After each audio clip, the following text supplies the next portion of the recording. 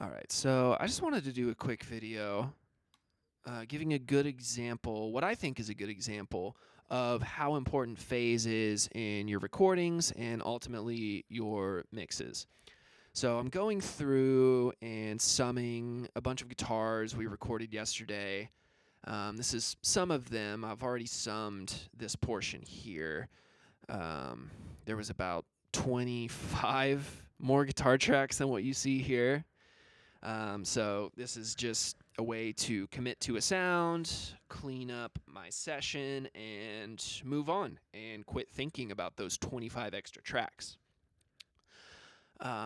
So when I record guitars, I like to do multiple amps, multiple mics, a lot of times, and just kind of find a blend that feels best for the part and the song. In this case, I've got two mics on one amp, 57 and a 414, on a Vox through a Dr. Z cab. And as I'm going through to sum, I just notice phase is pretty good, could be a little better. So going through and just kind of aligning it by ear, seeing what sounds the best. It's, to me, pretty much just right on. So I ended up moving that a total of 4 samples, which is a tiny amount.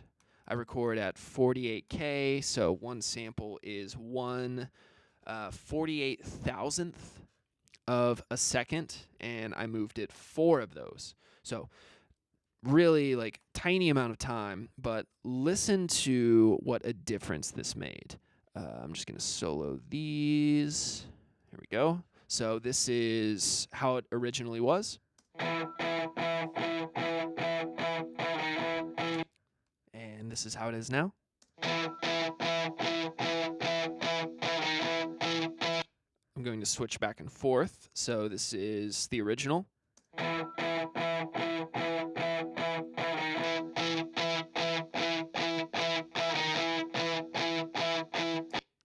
So listen to how much more presence there is and how much those high mids come through on this. You know, that like 2, 3, 4, maybe even up to like 5, 6K range. That's just going to help that guitar cut through, and I'll show you. So here it is in context. I'm going to start with the original.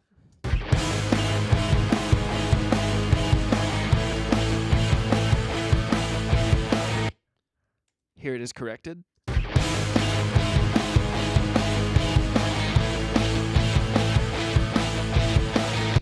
Now, I'm going to switch back and forth between the two.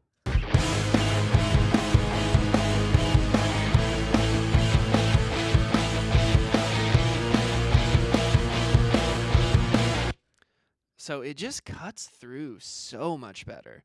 And that right there is potentially a good amount of EQ that I'm not going to have to do to these guitars now, just by getting them more in phase and letting those frequencies add up together in a way that works better with the song.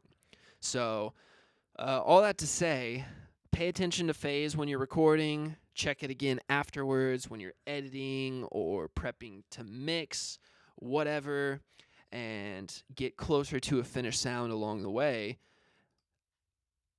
That way, that's less work you have to do in the mix, less EQ, less phase shift that you have to apply to your tracks, and just get you closer to an end result from the very beginning.